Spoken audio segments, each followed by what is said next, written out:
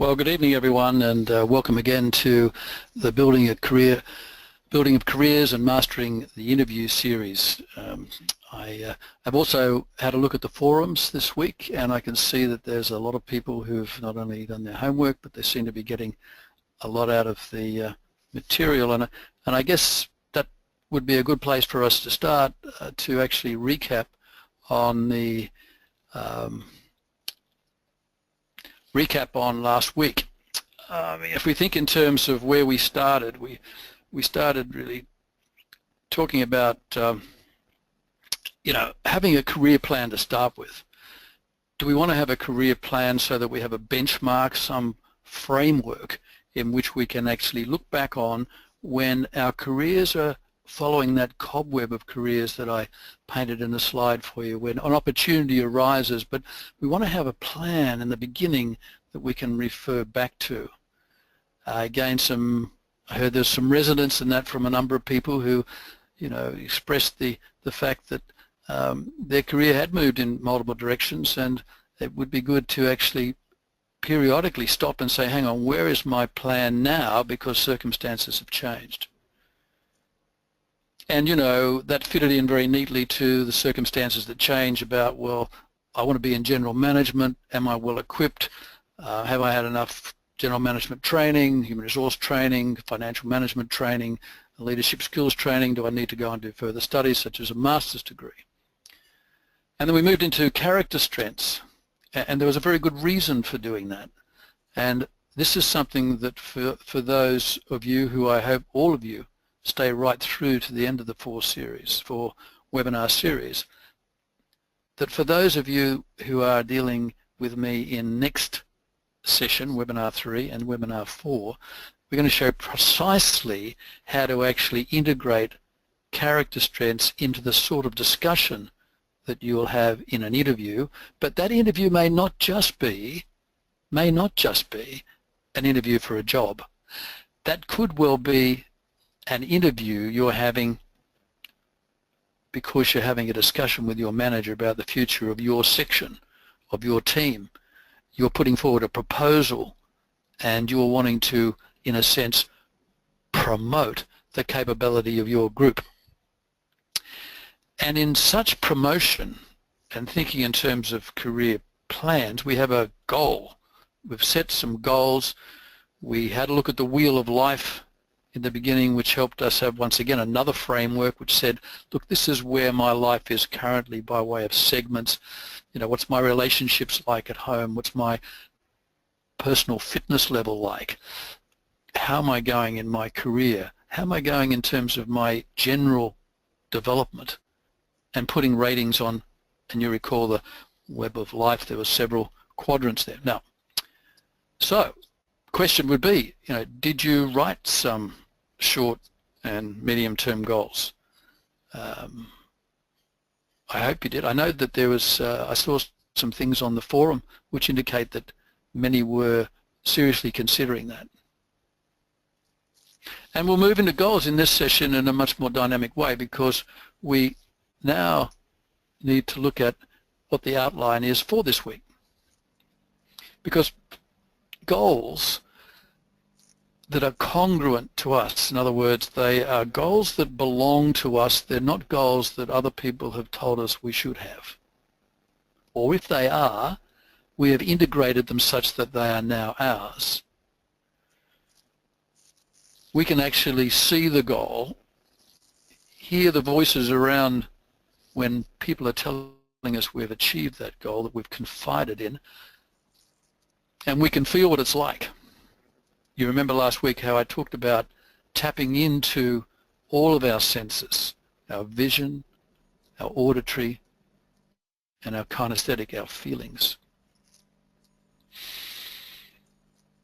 Goals are extremely important in coaching, because a coach helps an individual to define the goal, helps them identify where the goals sit in a priority sense, and helps them work through an execution plan and then monitors it.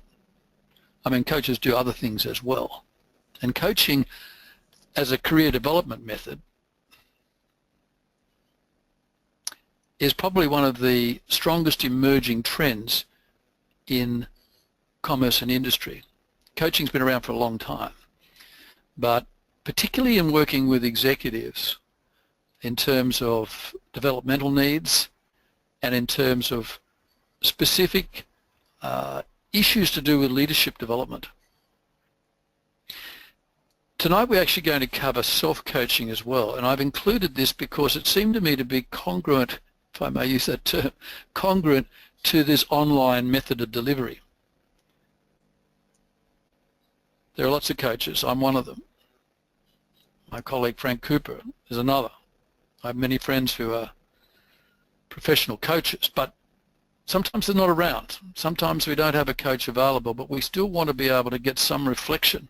So I'm going to show you tonight how a method of self-coaching. And you know, coaching and having goals and self-coaching applies no matter what level of seniority we have in our career. In the beginning of our career, we're talking about where's the big picture of where our career will go. But so many executives in their 30s and 40s and 50s and older come to points when they have to reconsider the direction that they're following, and they need to reconfigure themselves to move positively to the next step. And all of these steps, including the next one, listening, is all leading us through to how we can apply all of this into the interview environment. Has it been your experience that leaders need to be good listeners? But what does it really mean? And how do I learn the skills? We've put together some videos for you that will help, but let's move on.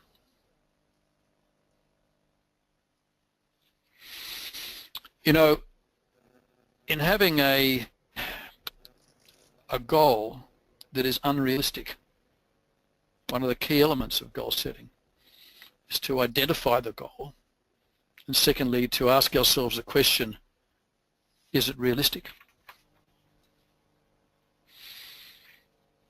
And that doesn't mean it's not a good thing to have stretch goals, nor does it mean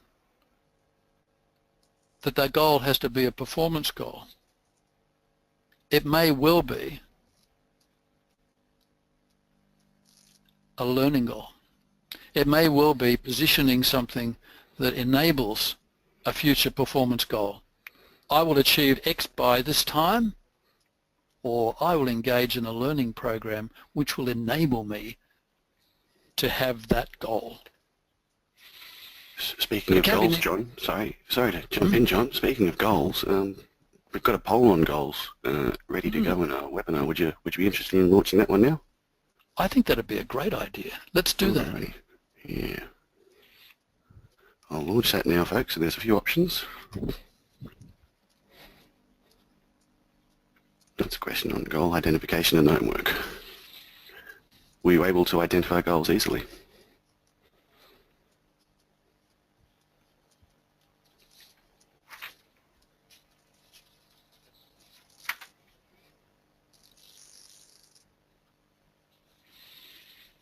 So you should be able to answer that in the GoToWebinar function, just in the panel on the side of your screen. We've got 70% voted, so that's good. Everyone's found that. Alrighty, just another few seconds and then I'll close that one and share it.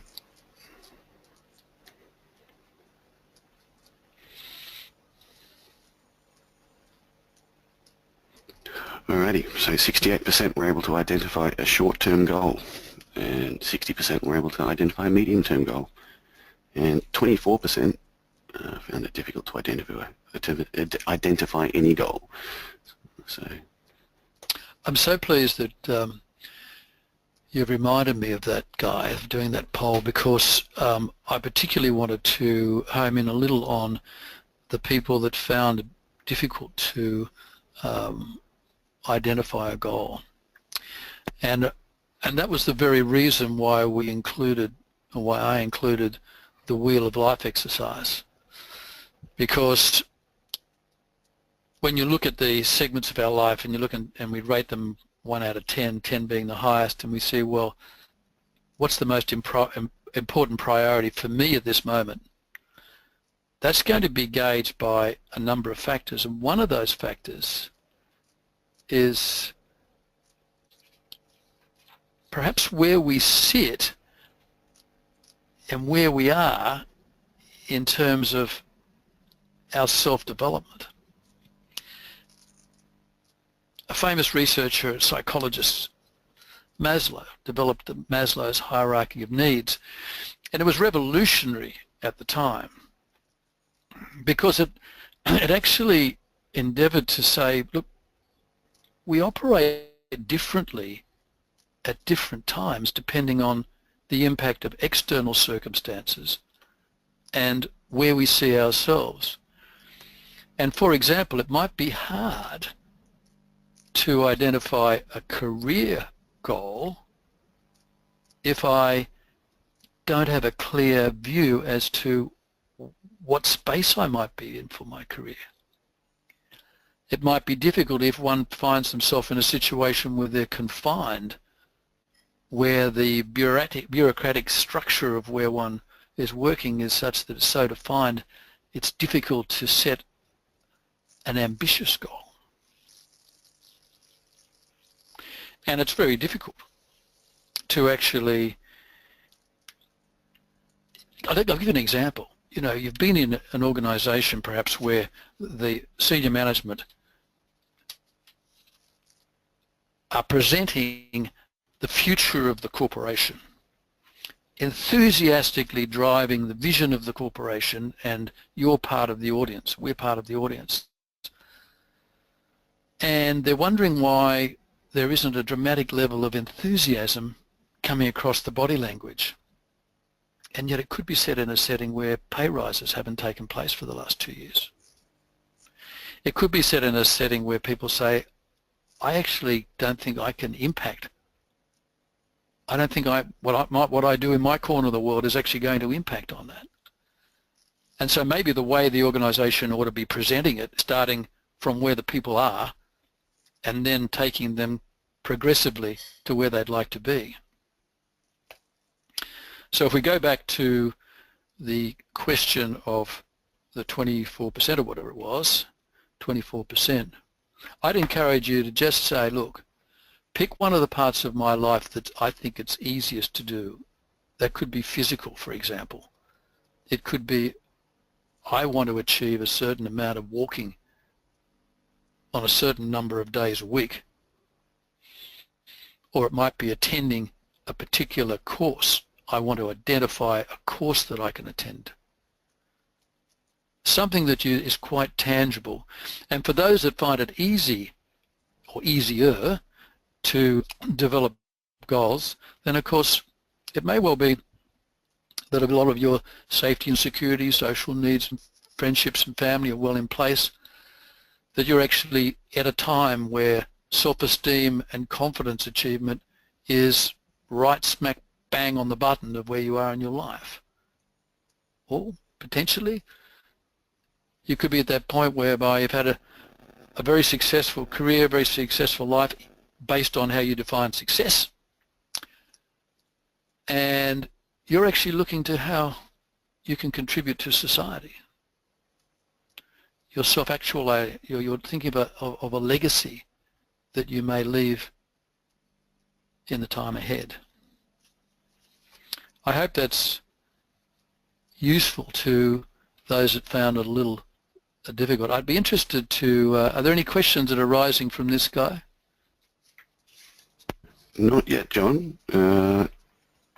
But feel free to send them in, folks. We're a bit quiet on the question front, which is good for me because I don't have to answer them. But no, please do send through some questions if you do have any. Okay. I want to just flick back a little bit to one other thing that we're going to cover in this session, and that relates to emotional intelligence. That's the bottom point on that the list on the slide there. You know, it's referred to as EQ. We're going to talk about that because emotional intelligence is actually something that can be developed. We can further develop our emotional intelligence, and there's very good data that demonstrates that managers and leaders of high levels of emotional intelligence have a greater propensity for success. So that's just another item that we will cover. So we've got the goal. 68% said short, 60% said medium, yes, and 24% are now on the track to developing a goal.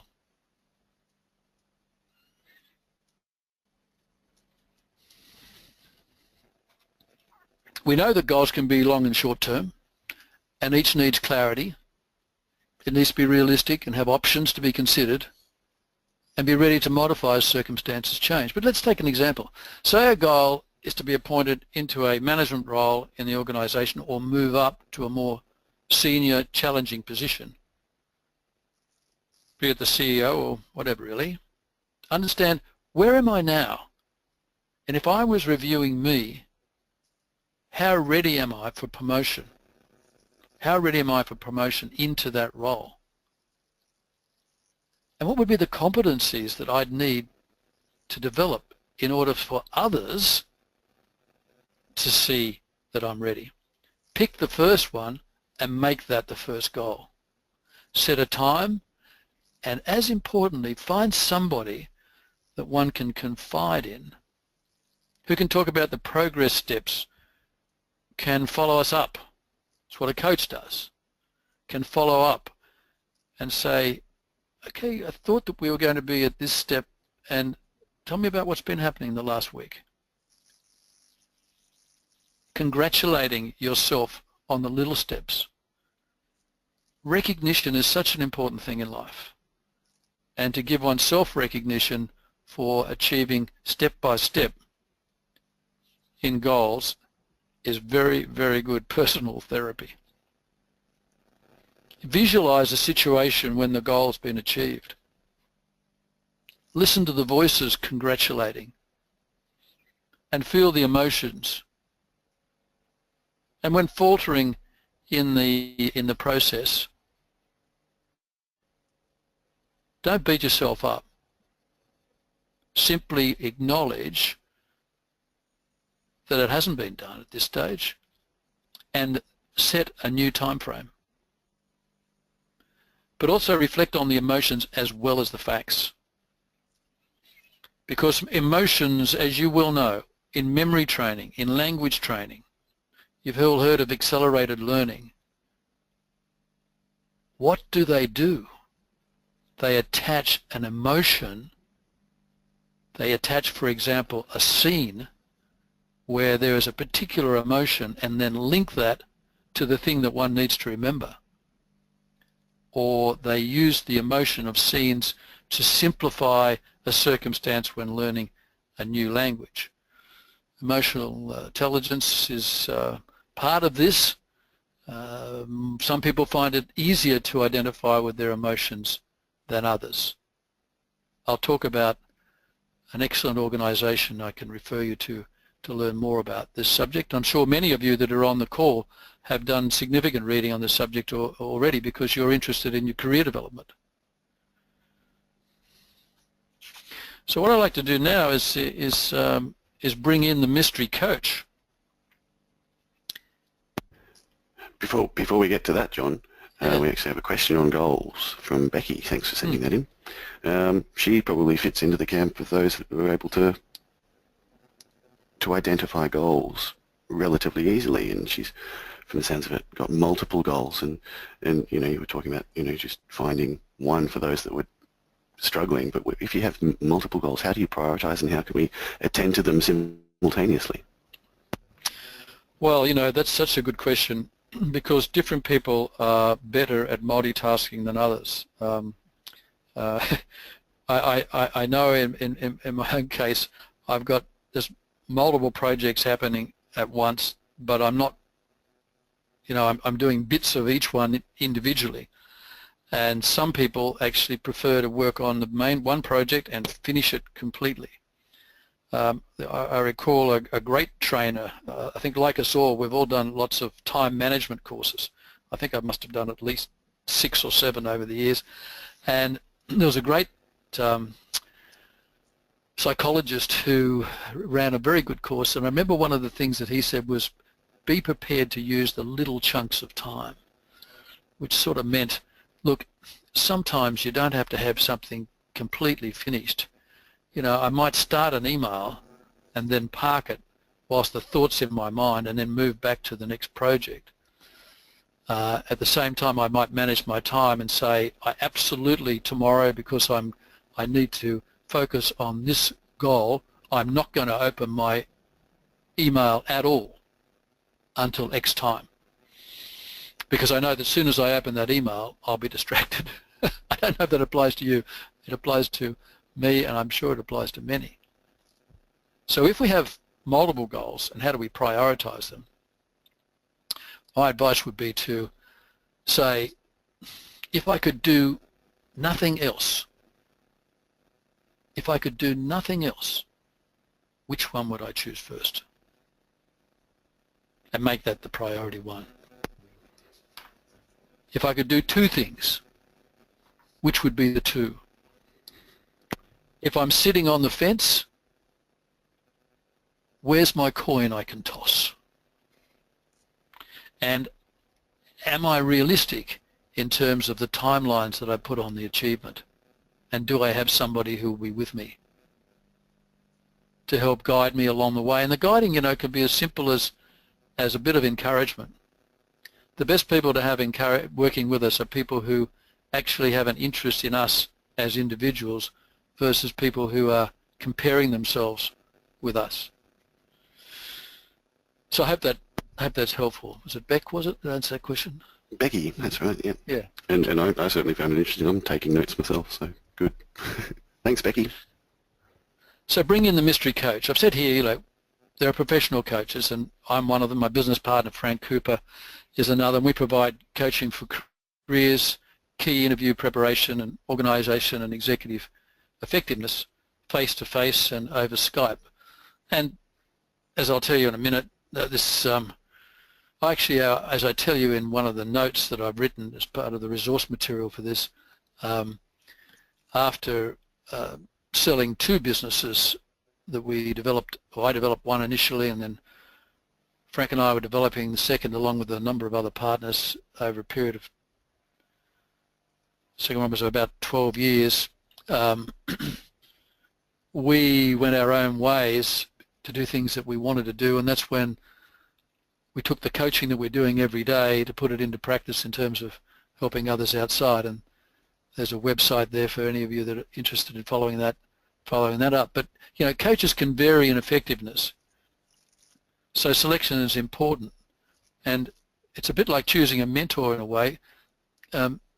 People can be good at process, but do we want somebody who can do more than process? They can actually bring the experience that they've had in life, the experience they've had in the sort of industry that you may be in, or even the organizational size. I mean, you might go to somebody who's the head of a corporate and that's all they've ever done in their life if you're going to talk about starting up, doing a startup. But maybe the question you would ask wouldn't be, how can you help me on advice about doing startups? It might be, what's your experience been when startups come along to you to present their business and you're looking at them and thinking, gosh, they don't have a lot of resources? What's your view on that? In other words, you target the question to the knowledge and experience of the individual. But when we can't find a coach and we're just perhaps trying to work out which one of the goals will I choose, Beck? You know, which goal will I choose? You know, we can be our own coach in certain circumstances, and because there's an inner us and an outer us. And I guess I'm asking you to be a little bit creative here and asking you to think, well, look, I don't know where this guy's going to, but I'll stay with him for a while. Because I've actually seen this in practice, and I started this back in the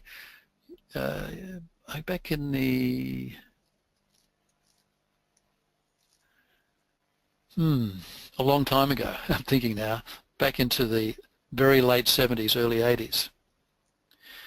We can be our own coach in certain circumstances, but we need to recognize that you're getting coaching from someone who's going to be providing mostly process. asking questions, reframing, giving reflective, open-ended questions, things that we'll cover tonight. Let me explain. You know, coaches do well, they listen and they reflect. They lead and they summarize, and they help the client to form congruent goals. Then they work with them to see that those goals are achieved. Good coaches also help clients identify blockages in their careers and their career goals, and they help them to remove or modify such blockages. Tonight we're going to be the client, but separately we're going to be the coach. And how? Now, next part is important to learn. Remember last week I asked you if you could bring a second chair with you. And I hope that you can, not very far away from you, bring another chair that's within kind of arms, a little over arm's distance. If you're wearing a headphone, obviously be careful that you don't pull it out of your computer as you bring that chair over.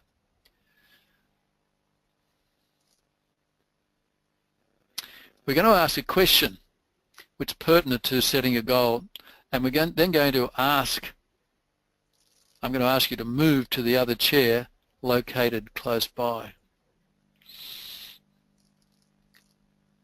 When a coach has been trained in cognitive behavioural theories, one recognises that physiology is an important part of coaching. You know, looking at the individual, understanding their physiology, how does that impact to the way in which they actually deal with thoughts, both positive and negative, and how does that impact on behaviour? So coaches, good coaches, don't just work in goals, but they work to see what's actually going on behind the scenes. So when we actually stand up and move to the other chair, it's far more dynamic, obviously I guess, but far more dynamic than saying, okay, now I'll be the other person sitting in your same chair. We're going to use this technique a lot because it's an important technique to recognise the limitations of a webinar.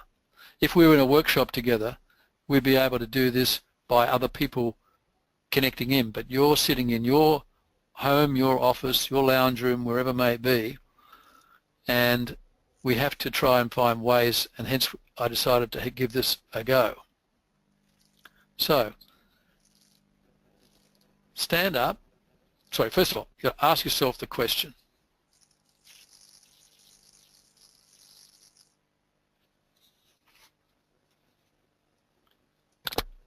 That question can be a theoretical question, it can be a practical question. Using the double chair, it's not therapy, we're just taking the technique that comes from a use such as that to apply it in a practical way from a business point of view. And I mentioned before, the physical process of standing up and moving to the next chair helps in this exercise. So let's try a question. First question, you're sitting in the chair. If I had a poll guy, I'd be able to ask if everyone's got another chair, but we haven't got time to do that. Any surface will do other than the chair. You can sit on your bed, you can sit on your couch, you can sit where you like. You know, you said you had a number of goals. You can share one with me and why choose it. So you're asking this question, you know, you said you had a number of goals. Can you share one with me and why would you choose it? Now stand up and move to the other chair.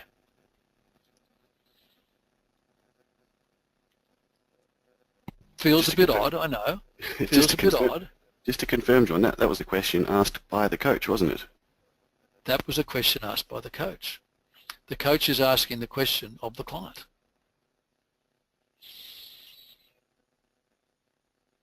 Stand up and move to the other chair. Now you're in the other chair.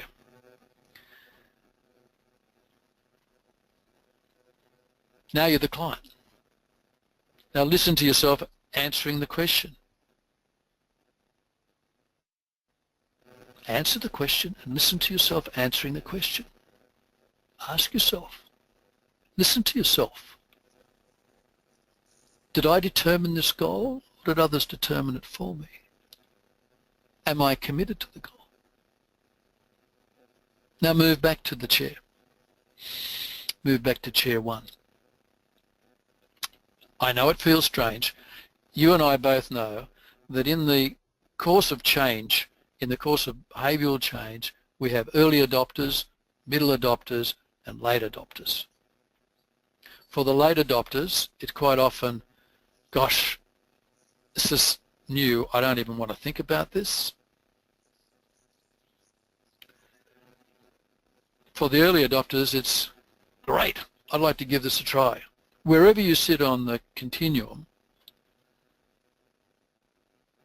I guess I'd ask you to really give it a go, because you're sitting in your own place, nobody's watching. And if you are resisting it, just perhaps ask the question, how do I normally react to change? I'm in a marketplace and a world that's changing so fast. One of the things that organisations look at in their key executives is their capacity to move with change, their capacity to create change and bring others with them. But I'm not here to make judgment. I'm just here to encourage.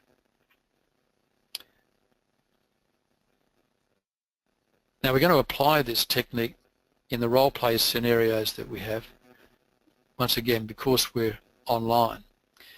And it's really helpful in developing this approach to actually be a good listener, to have good listening skills. Even the very question, the observation, you said you had a number of goals. Now, can you share that with me? And why would you choose it? Versus a straight out question that says, tell me what your goals are.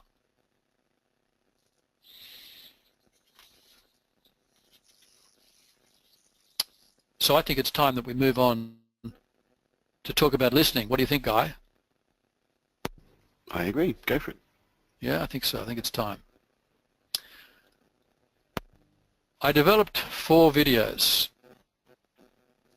for you in conjunction with my friend and colleague, Frank Cooper. It's a bit of a funny story. When it was quite clear that in finding ways to demonstrate, it's very hard to just demonstrate with points on a PowerPoint presentation, diagrams, verbally trying to explain, and how better to do it than actually have a demonstration. So I was going to Melbourne, my partner Frank's in Melbourne.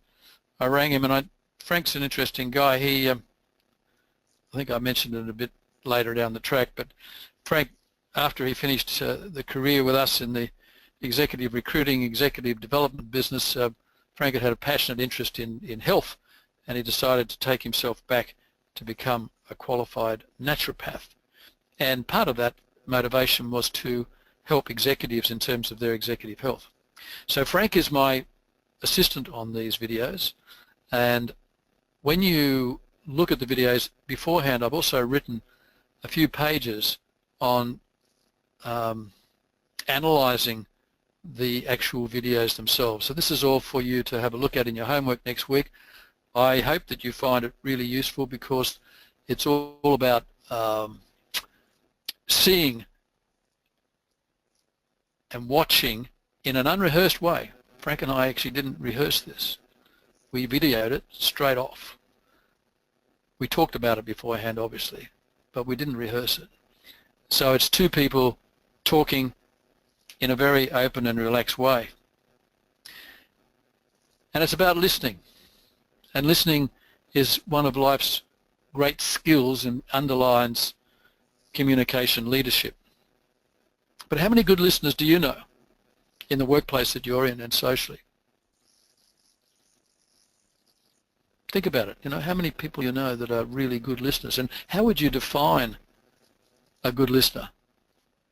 When you look on television and radio, I don't know if you listen to, those of you that are in Australia, there's a great interviewer, Richard Fidler, on the ABC, and called Conversation Hour.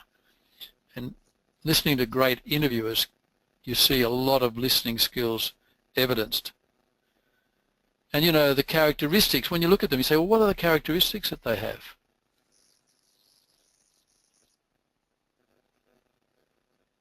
They maintain deep eye contact. They call you by your name. They use facial expressions to convey their emotions. They ask your opinion.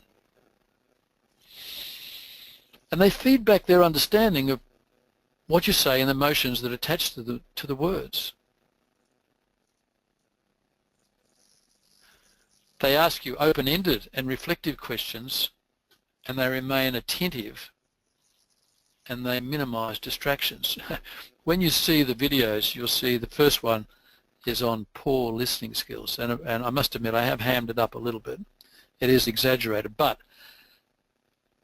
it evidences the whole question of distractions. And distractions can be the fact that, and I'm sure you've been in a situation, if you're in an interview, when the interviewer is distracted and you don't feel that you're actually talking to a person that wants to listen. And then ask ourselves the question, what kind of a active listener and reflective listener am I? Oops, there we go. People like good listeners, and part of listening is asking the right questions. And what are the four main types of questions? Simplistically, they're closed questions, open questions, reflective questions, and hypothetical questions. A closed question. Tell me your name again. What company do you work for? What time are you leaving tomorrow? Closed questions have very short answers, direct questions. An open question. If you were to leave a little bit later tomorrow, do you think you'd still catch the bus? A reflective question. So I'll say a bit more about open. An open question is something that we should spend a lot of time on. And because we're relying heavily on the videos as the training method for you for this, and I'm sure in the room I've got lots and lots of great listeners, by the way. I'm not anticipating anything less, but in polishing the skills, I'm concentrating on the videos, so I'll spend less time tonight talking about it using my verbal skills. But open questions invites a broader answer. The old question you often get in the interviews, tell me about yourself. I'm going to cover that for you in terms of how to frame that so that you can answer it in a way that brings it right down to the sorts of specific areas that relate to a job description that you want to focus on rather than telling them about your life broadly. And a reflective question.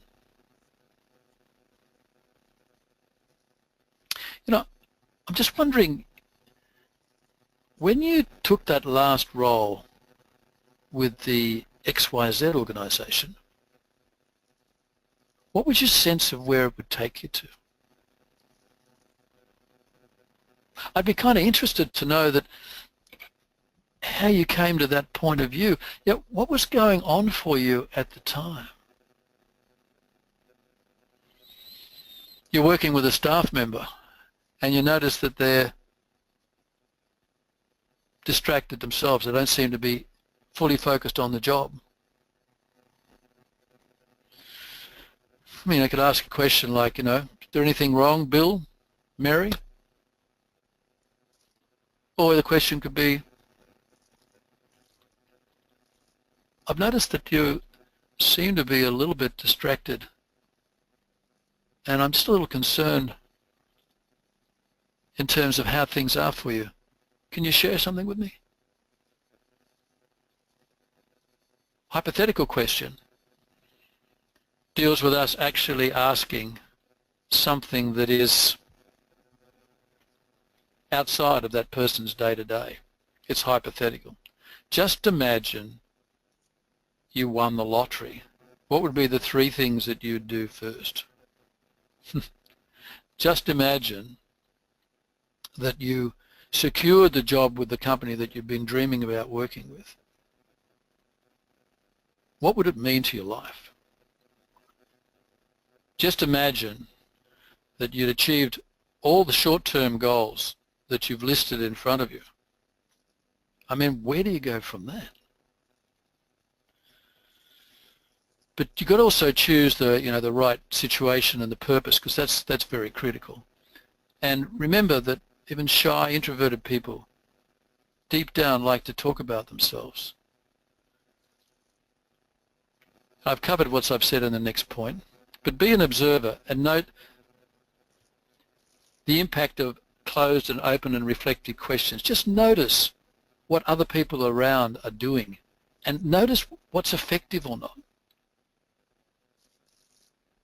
Notice what's not effective. Notice what is effective. I said last week, what are the role models? What are the role models that we use? And part of the capacity to listen relates to our emotional intelligence.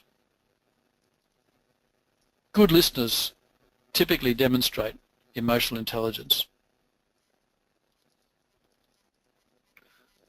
I want to introduce you to an organisation that I have no financial links with, but I had the great privilege of meeting Dr. Ben Palmer. His partner is Colin Slower, but Ben Palmer I spent most time with when the organisation Genos was first commencing in Melbourne as a spin-off out of Swinburne University. I happened to be in Melbourne at the time, and I spent time with him. And I did their courses. I certified in the Genos methodology. And what they effectively did is they took initially the early material that came out on emotional intelligence. I'm sure you've read material on this. They had about 22 points or 22 areas of assessment for emotional intelligence, and what Genos worked on with evidence-based research would be very interesting to all those that are planning to do a master's. Your life will be spent on evidence-based research, to actually bring that down to, I think, 7 points. And effectively, our emotional intelligence relates to being aware of our own emotions, managing my own emotions, being aware of others' emotions, and influencing others to manage their emotions. And I think one of the most important ones that I see in my life, and I see in the lives of decision makers in organisations, is understanding the degree in which emotions impact on decisions. We referred briefly last week to the things that are going on internationally, where we're seeing different styles of leadership. We're seeing different styles of leadership in candidates in France, and we're seeing certainly different styles of leadership in the US. The elections coming up in France, and we know what's going on in the US. We know what's happened in the UK, and we know what's happening in Australia. And for those that are in other countries, you'll know what's happening in your particular domain. In India, it's particularly interesting at the moment. But you look at some of the decisions that are made and ask yourself the question sometimes, they're driving that agenda, but are they driving it because of logical, rational, well thought through reasons that have been discussed broadly, forming a consensus of some form, or is there an emotional driver? I'll share one with you. Years ago, we had offices in Sydney and Melbourne, and I decided I wanted to open an office in Brisbane. And it so happened that my daughter at the time was living in Brisbane. And I have to say to you, when I think back on it, I actually put a component of the rationale for doing that with the fact that it would give me another reason to get up there and see her more often. Maybe not the greatest business decision that I ever made. The branch went okay, but I wonder whether if I knew more about the emotional component I have in my decision making, certainly at that stage, whether I would have done the same thing. So what I'm encouraging you to do is to go onto the Genos International site. I'm going to put into the resource material an excellent questionnaire that Ben has allowed me to use, as he's allowed me to use this slide. And this slide is really sort of bringing it home what I'm saying, that is the science of emotions. They influence our decisions, they influence our behaviour, and they influence our performance. There are courses available on development of emotional intelligence. For those of you who haven't read up a lot on it, I'd encourage you to. And there's another reason why. Each and every one that's on this webinar is interested in growing their career in some way, shape or form. It could well be to start your own business. But if you're trying to influence others, I'd encourage you to just be cognizant that if you're demonstrating and talking about the subjects of emotional intelligence, if you're demonstrating and talking about the subject of goal setting, if you're demonstrating in particular your listening skills, and if you're talking about planning the careers, helping to plan the careers of your team members, the people that you have responsibility for, I put it to you that there's a higher propensity for your management, your senior management, to look at you and say, this person has the attributes that I want to have in the management team, versus those that only talk about the practical day by day. So let's talk about some highlights. Before we get there, John, yes. I'll just interject with a question and a comment that there's a few excellent questions that I might leave for the end of the lecture. Mm-hmm. There's another one that's just come in as well, which looks pretty interesting. But I was wondering about emotion. You say, to what extent are decisions based on emotion? It sounds like that all decisions include some element of emotion. Is it possible to separate the two? Like, are there any decisions where you should try to, or should you take it into account always? Let's have a think about what sort of decisions we make that basically don't require a lot of emotion.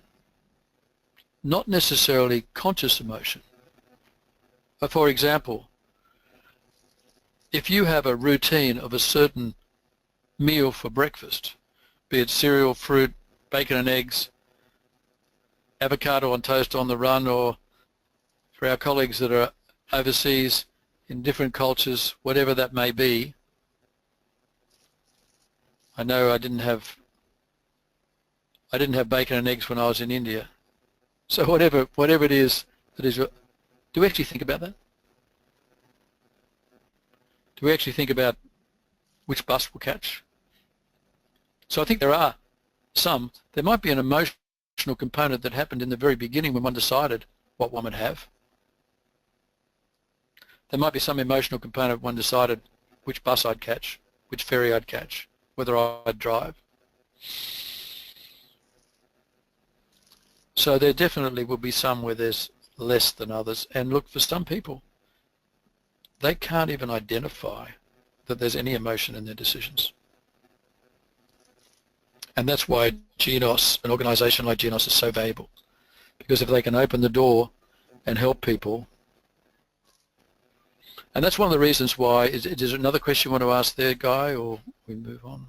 Oh, we're getting quite a bit in, but I might leave some of these until after Jason's presentation, because we're running a little bit short on time and we've got a few slides to get to. Yeah, we do. But just one quickly from Philip, gut feeling's the same as emotion. Ah, interesting. So if we talk about gut feeling, we would probably use the term intuition, wouldn't we? We'd say to ourselves, you know, my gut feeling, it's kind of my intuition. So what's the intuition? Is it the amalgam of all the experiences that I've had, the past experiences that I've had, and the emotions that's connected to that? Is it let's, for example, when we talk about intelligence, the old days intelligence was measured very narrowly around, very, very narrow methods of defining. Today we have a much broader view. I mean, musical capability, for example, is regarded as part of demonstrating intelligence, and sometimes an individual's intuition, a person who says, you won't be able to trust that person, and years later in a situation, it turned out you couldn't trust that person, and that individual that said that left school at 16. So some people perhaps have a greater intuitive capacity than others. So I think a gut feeling varies for some people. Some people it's just very much, an emotional, sometimes even kind of semi-spiritual thing. For other people, it's the amalgam of their life experience that they don't have to think about anymore. It's just there and it tells them. Is that helpful? Is for me. Okay. I think we might have to move on in any case. So last week I asked you to prepare some case studies on your employment and life achievements, and I know that some people have been doing that through the forum. Those case studies that explain the situation, the group and personal achievements, and the response, they give substantiation to general claims. I'm skilled in developing others. Well, give a real example. Case studies assist the interviewer to advocate on your behalf. After the first interview, you'll be favoured. If you're favoured, then either the recruiter or the line manager is going to that's going to do the interviewing needs to, represent you to others. I use the word advocate. Now, let me paint a picture for you as to why case studies are so important in the development of your resume, and why case studies are so important to keep as almost like a diary of case studies that you just file away in your performance review area for yourself. This is what I'll pull out when I'm ever being questioned on my performance, or when I get the opportunity to pitch for a new role, pitch for a new project I want to drive, pitch for a change in my career. I don't want to have to go back and think about dates. I don't want to have to go back and think about situations. I want a real life case study. This is how dynamic it is. I'm going to show you more directly in the next session related to, maybe a little bit on this today, related to the resume. But what's clear is that if you can identify a series of case studies that appertain to the job one's applying for, and one puts that into the resume, I suggest even the beginning or the end. I said to you, I'm going to have to see if I can actually just do something here. You see that all right, Guy? Sure can. Might want to maximize it, but yeah. Yeah, so in a resume, this is how I can use the case studies. So I put this in as a piece of resource material for you. It's just a really simple outline of a resume. There's nothing special about this. This is what you'll find anywhere. I've just given you some headings to fill in. I'll spend some more time at another stage talking about the word picture, but for the case studies, I've not seen anywhere in any of the training on career interviewing, performance interviewing, resumes, anyone ever talk, apart in generalities, about driving home with case studies as much as I do. And it's because I spent so many years training consultants who were interviewing, and myself interviewing countless number of people. I had a discussion with a friend of mine the other day who joined the computer industry through an organization many years ago doing studies at a thing called the Control Data Institute. And he got a job with a very major corporation. And when he went for the interview, he took along with him a program that he'd written. And he was asked questions about programming, and he actually asked the interviewer if he'd like to see the program. Later on, after he got the job, he met the interviewer, and the interviewer became a friend of his later on.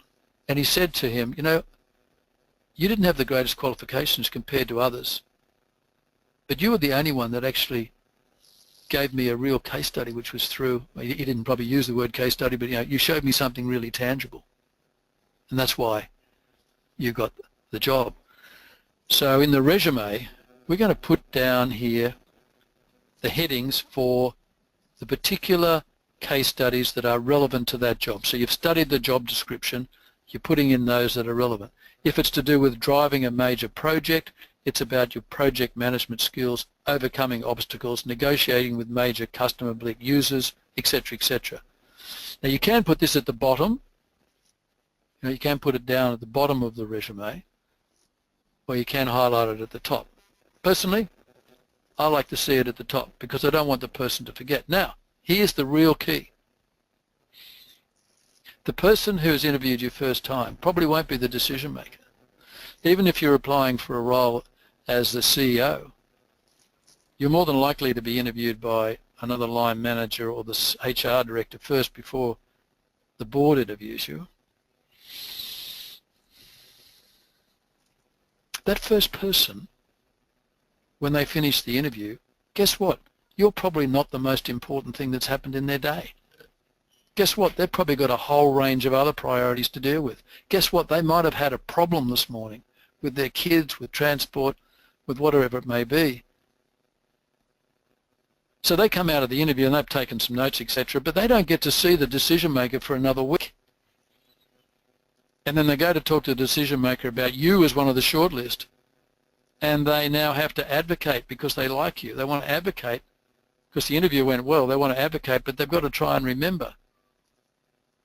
Enter the case studies. Stage 1, here come the case studies. He's gone back and read the case studies that you've given him so neatly. You've done his job or her job for them. That is one of the key reasons why I harp on this subject. Forgive me if I'm a broken record.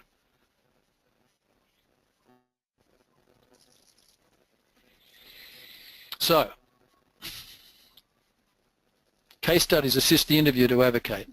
Where possible, we substantiate every statement of an achievement with a case study. It can be brief, like in the last 12 months, 3 of my team have been promoted following implementation of an agreed development plan. We, etc., etc., etc. So, let's now spend some time on this resume. You know, should the resume be specific to a job application, or should the covering letter add the specific detail to a general resume? Question. I'm not sure that there's an absolute answer here. I think the covering letter can be very valuable, but I do think that the resume needs to stand alone. I've seen too many times, a 2-page covering letter and then the resume behind a general resume versus a resume that's got case studies and its career history. If I want to gain the attention of the assessor, that's when I think through, is it the covering letter? If the covering letter is to point out a particular contact that you may have had in the organisation, some relationship that you have there that you think is going to be of benefit, going to attract them more to you, then perhaps the covering letter does that. But my general view would be put it in the resume and have a short covering letter.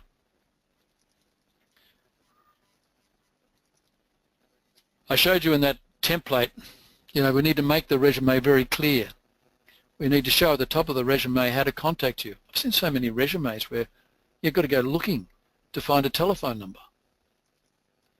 I mean, we're applying for a job. We want to be contacted.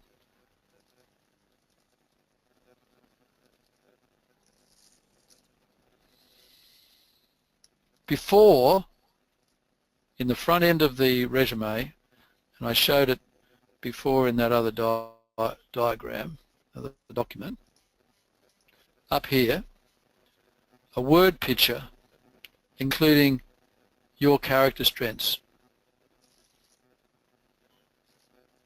Now, I'm not suggesting you list them all out, these are my character strengths, but you put them in a narrative, somewhere in a narrative. And you know why we do this? For those of you that are applying for roles that there are many candidates, a lot of the resumes are going to be very similar. The experience level, etc., etc., will be, if it's for a project manager in a, open systems environment, blah blah blah. People are going to have, experience around those subjects. And the person who's going through the resumes, it's 9:30 at night, and they're flicking through it. And maybe there's a glass of wine by their side as they're doing it, or such like. But they read the picture, word picture about this individual who, has demonstrated perseverance, has researched the company. I've got an example here. Let me go back to it.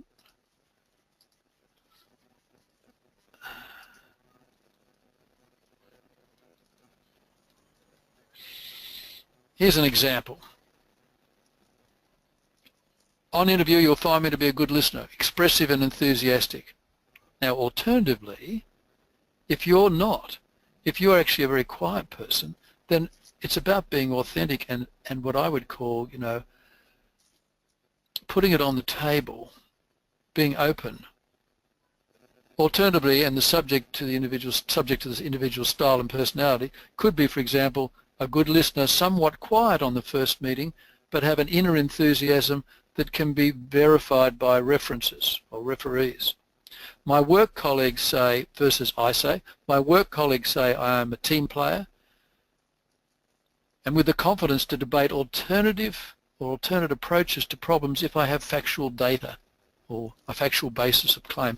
I devote myself to my work with discipline and perseverance and manage to balance home and some recreation in order to sustain performance. You can put in a personal description there if you wanted to. I mean, some people like to and others don't. You can put in, a medium height, a brown hair, whatever, and I'll be dressed as I understand is accepted dress by the company. We talk about things like dress in session 3. I have researched the company X, and have developed a range of case studies to support experience claims I make. Now, it's not too big a paragraph. You could shorten it, and you could do it. Obviously, you'll frame it in your own words, and you'll use your own character strengths.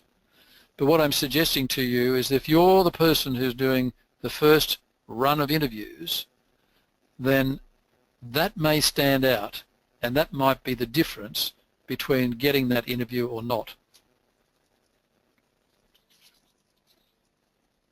So, what do we do with the case studies?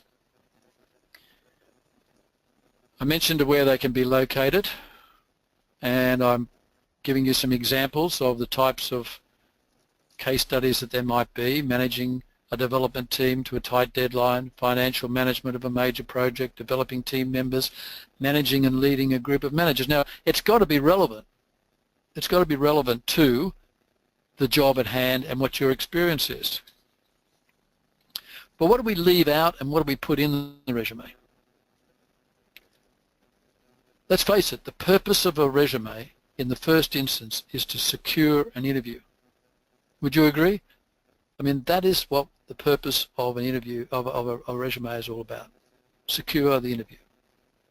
We include in it the dates of our employment, double check that they match in sequence.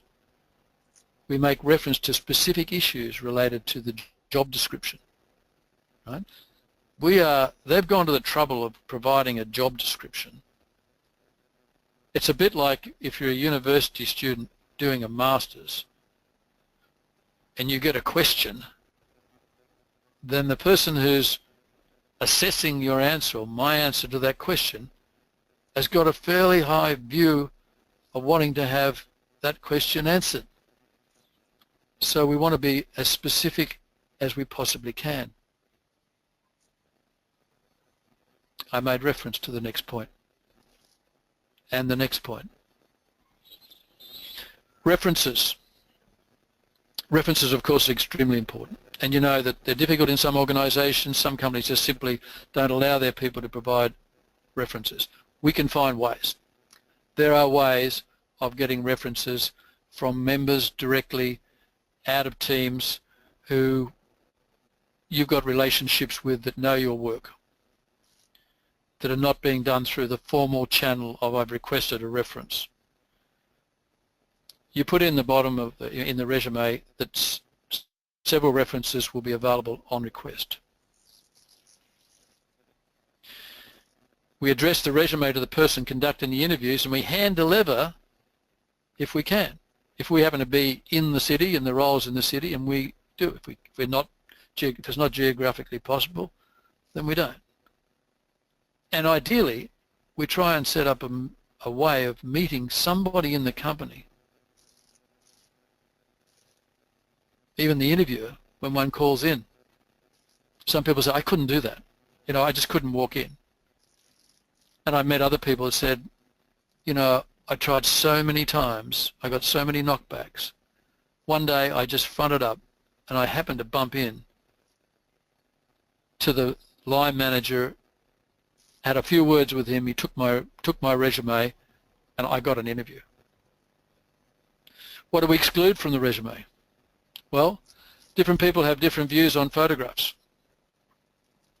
I'm not saying you're wrong if you put a photograph in.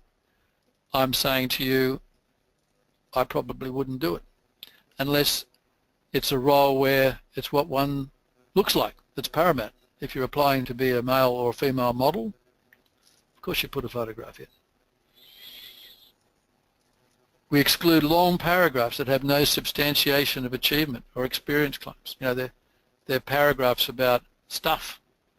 You know, my experience, I had a broad range of experience in the area of agile development, la la la la la la la, with no specific reference. Jobs that are older than 10 years, I mean, for those of us that are not 21 anymore, you know, resumes can go on and on. So they're important to have this, to put achievements that are older, but we've got to keep a resume down to a reasonable length. So I'd summarize and deal with that kind of experience if it's significant in the case studies. If you're mailing it, you know, plastic and fancy folders, you know, they just throw them out. You know, they're going to be putting them in a file. Most today things come by email anyway. They come by some form of direct setup that they've got for answering specific questions in big corporations. Small fancy fonts, you know, keep the fonts a reasonable size. It may not be being read by someone who's got perfect sight. Poor grammar and spelling. You know, run your resume by somebody who's got a really detailed mind, and obviously do spell check. You'll probably find spelling mistakes in my slides, so I'm sure I'll get a note somewhere. Details of referees, unless there is a specific senior person in the organisation with whom you have worked with, you don't refer to the referees up front. I wouldn't suggest. I think that you want to be able to control the use of the referees. If there's somebody that is known to them and that person knows you and you've briefed them, then no harm in putting them up front. And double check your Facebook, LinkedIn and other social media. Make sure that the statements that you're making in your resume are in sync with what you're saying on Facebook, LinkedIn, and if there's any embarrassing material in the Facebook, you know, it was a photograph, I didn't intend to be there, but by golly, it got there. Well, that's the sort of thing that you deal with right up front in the covering letter. You know, tell them what you're going to tell them, and tell them what you told them. Make sure that it's disclosed so there's no surprises. It has to do with sense of integrity. So, we've gone through a lot, and it would have been a lot longer if we'd tried to deal with listening skills in a verbal oral way. But I've actually, we put quite a bit of effort into giving you some real examples that in your own time over the course of the next week you'll have the opportunity of listening to, but please read the introduction section first. Today we've talked about developing and implementing congruent goals, goals that actually are our own goals, goals that we believe in, that we can be committed to. Focus on the goals relevant to the current situation in life. And I encourage you to do a little reading on Maslow if you haven't done. I'm sure for those of you who have done Myers-Briggs and various other forms of assessment tools, you will have come across Maslow. The discipline of goal implementation People who stick to their goal implementation, modify because of circumstances. I had a goal to run 100 meters and I sprained my ankle. Adjusting to the practical circumstance. Self-coaching when no professional coach is available. Somebody mentioned the word gut feeling and intuition. Well, sometimes being that other person in the other chair, you actually get back to the other chair and say, did I really say that? Did I really say that? And it helps you to just reframe the type of response that one might make. We talked about the virtue of being a competent active listener and why it's so important to be bringing that message home by what we demonstrate to senior management. And we talked about emotional intelligence and its application to careers. So, there's more revision on case studies and to incorporate those in the resumes that impact with employers. Analysis of the resume and making sure that that resume is succinct, complemented with case studies, and deals with the specifics of what's being asked for in the job description. So homework. You'll be rewarded for this, not only in terms of a potential credit down the track with Charles Sturt as you add this to other courses, but this sort of material, when you look back on life, and I look back on in life, and I think, why didn't they teach this material when I was at school? Why wasn't it taught in undergraduate studies? This sort of material is just so relevant in our day-to-day leadership environment. So, 2 case studies on your achievements in or out of work that demonstrate perseverance, teamwork, initiative taking, priority setting, and commitment. That's one piece of homework for next week. Practice active listening at home. If you have a partner, with your children, and with your friend in a safe environment. It can be quite revealing when you see the looks on people's faces when perhaps one hasn't been doing a lot of that. I mean, if you do it all the time, fair enough, but if you haven't been doing a lot of that, you actually can see some interesting, he or she seems to be a lot more focused on me at the moment. Practice open-ended questions. Use it at work. If you're interviewing others, practice it when you're interviewing others. Review the Genos Emotional Intelligence website and read up on emotional intelligence, which is the shortened term is EQ.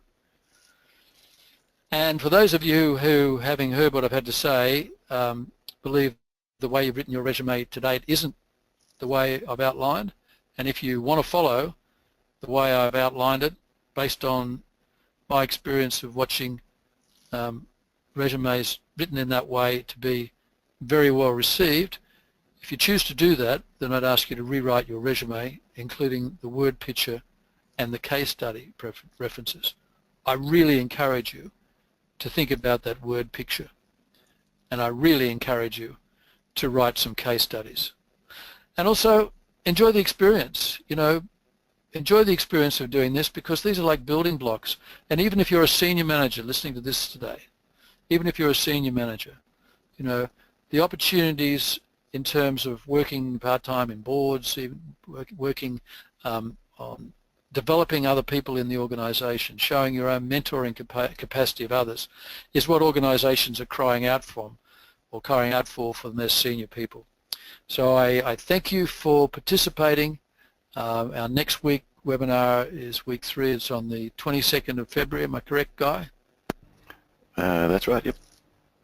And I'm open for questions. Just something from last week, John. We've had a follow-up question from Leron. He was asking whether we were going to talk any more about mentors. He's wondering how we go about finding and recruiting local mentors from a particular industry when we don't know many people in the industry. He's asking from the perspective of a new graduate.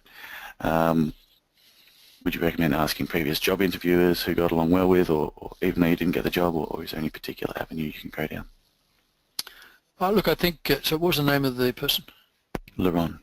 Laron, I think one of the ways that's useful in the IT sector is to work through the Australian Computer Society, who have monthly meetings, and they have where people of all different levels come to hear speakers, and there's generally nibbles and drinks and things afterwards, and an opportunity to move around. And also through that there's a young IT section of that. And the other thing is really to go out through the people that you've studied with. You probably met in your studies people that have now graduated. I'm taking it that you're still studying, and that have actually graduated, and that you can be if you're a little bit specific about the sort of mentoring you would like, is to pose the question and just start networking and keeping a list of, I'll talk a lot next week about maintaining a journal in this space, but keep a list of who you've contacted, their contact details, so that you can go back to them. But it's a bit of persevering, but I'd recommend you try the Australian Computer Society. Great, thank you, and good luck with that. We've got a few comments as well. This was about decision making, or I think it was. Supriati sent in. He's actually left the forum, which is a shame. But he's speaking about the attributes required in management. You're talking about is a leader a good listener, or they get people in with the right attributes for them. And Supriati made the point, the attributes required in management, or people within the management team, is really driven by the chief. In that the chief, if they want a yes person, you need to be that kind of person to be promoted. And the question is really, do you want to be that person? I guess you could ask from that, so how do you make relevant goals that are relevant to you? Can you be a particular kind of person? Sorry, Guy. You're placed in a situation where you're working with a management style that pulls around them, if you like, yes people, because they're very dominant. They want to be top of the pile. They want to have the attention on themselves, and they love the people that are there, and they don't love them when they're not supportive. So then, I guess the question is that sometimes I guess one is caught in a career situation where making a change from that, depending on what the level one's working, can be difficult. And so understanding that personality style, and I guess to a degree being a bit of a chameleon and working with it, but at the same time finding ways where you can demonstrate your own initiatives, and probably initiatives that support the general theme of what your senior manager is portraying. So you're quite right. I think it does have to be a situation. But if you go back to slides in the first session, there's a couple of slides there that relate very much to when I asked the question of, when you look at some of the managers that have been appointed into leadership positions in your organization, what are the characteristics that you've noticed? And I list a whole range of those. And of course, the textbooks are full of the qualities of leaders and the qualities of senior management. But if you have a look at that list, I think there's quite a relatively comprehensive one, and certainly decision making is one of them. Thank you. Sorensen, who has also left, was speaking about employers who use EQ tests and personality tests to determine hiring. How useful are these, and how should we handle these if we are confronted with them? Look, the empirical data demonstrates that psychometric testing, I mean, in my first company I had 4 psychologists working in the group. I'm actually not a qualified psychologist. I employed 4. I've done a lot of study of psychology, but more framed in the context of coaching and business coaching in the masters that I did,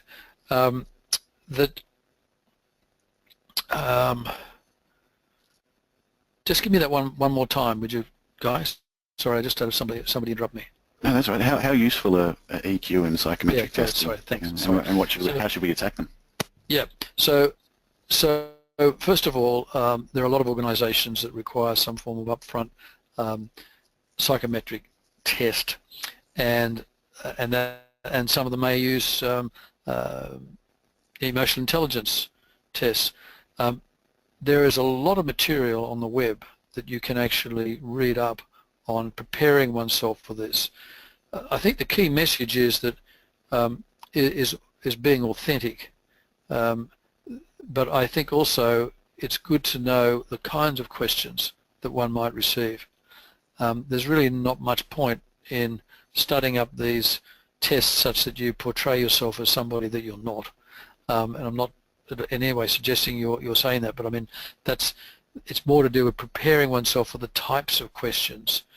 And interestingly enough, one way that's very valuable, if you've made a habit of building case studies of your achievements on the way through, you'd be amazed how just the mental thinking of that, beyond the stylistic questions that they're asking about your style, you know, where they're looking to get continuity of your answers asked in multiple ways, and they build in factors to see whether you're telling fibs or not.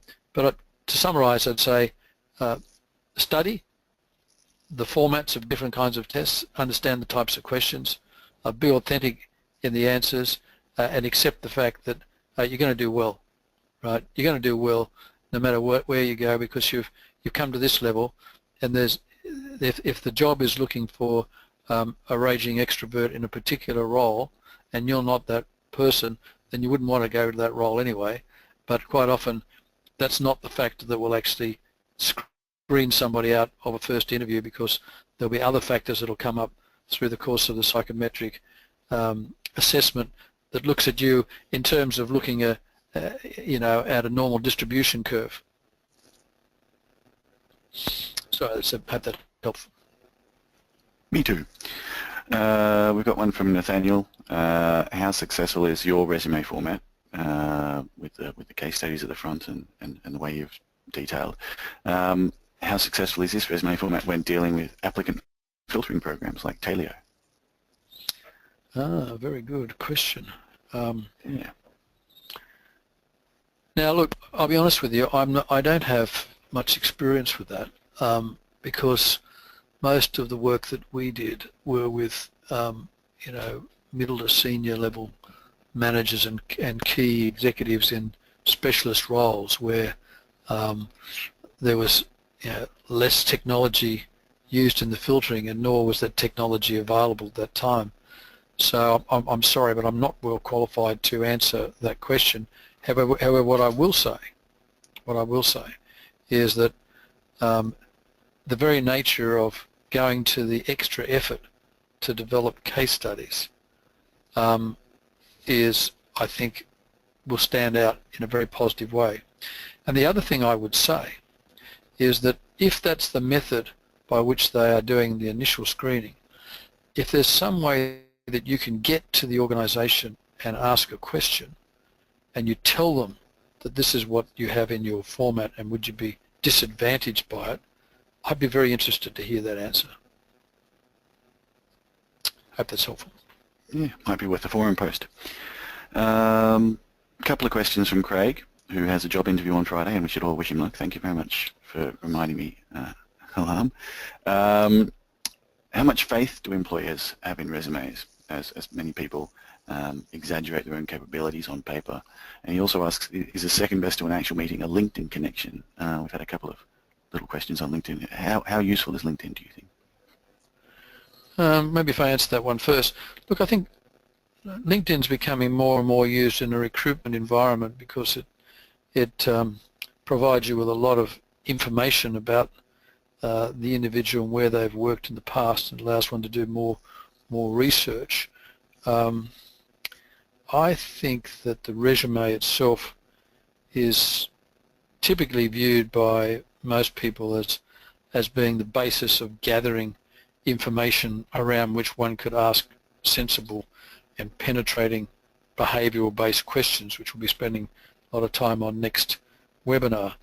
But I think that a resume that's rich with case studies, which will form the basis of how the interview is conducted, demonstrates to the person who reads it that this person is prepared to put down tangible evidence. You know, we live in a world now where evidence-based is becoming like a second word in many sentences. We live in a world of big data, where data is available that typically wasn't before, and therefore it can be analysed in the decision-making process. And so to be a person who actually demonstrates their capabilities by putting the case study of their real experience. Now, by the way, if you're a student on this call, a case study about group work at university is very valuable. There's very little understood by a lot of employers about how group work actually demonstrates capability, but for those of us that have had to do group work in their studies, and I went back and did it as a mature age student, sometimes it can be very challenging in terms of the amount of effort every individual in that group is prepared to put. So using how you managed a group in a university context can be a way of replacing what you'd like to have in talking about a job that you've never had. Okay. Final one, which is, I want to thank everyone for sticking back, especially you, John. And Ijan's just left, which is a real shame, but he asks, how can we overcome the fear of approaching a recruiter? Because we're relatively new to the workforce, so we only have 1 year of volunteer work experience. I guess it's how do you overcome fear? Good question. You know,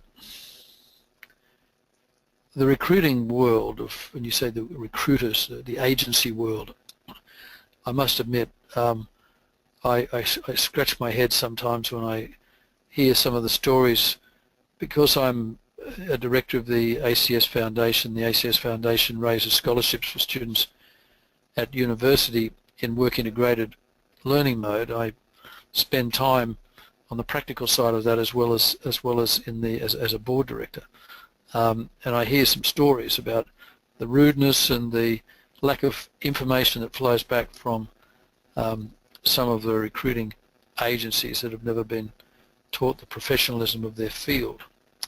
I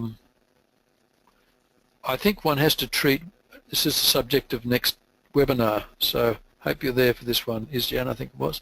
You have to treat oneself as a product that is a very valuable product, a product that will actually add value to an organization, to an employer, and that rather than be fearful because of rejection, one takes the view that, look, I actually have something to offer.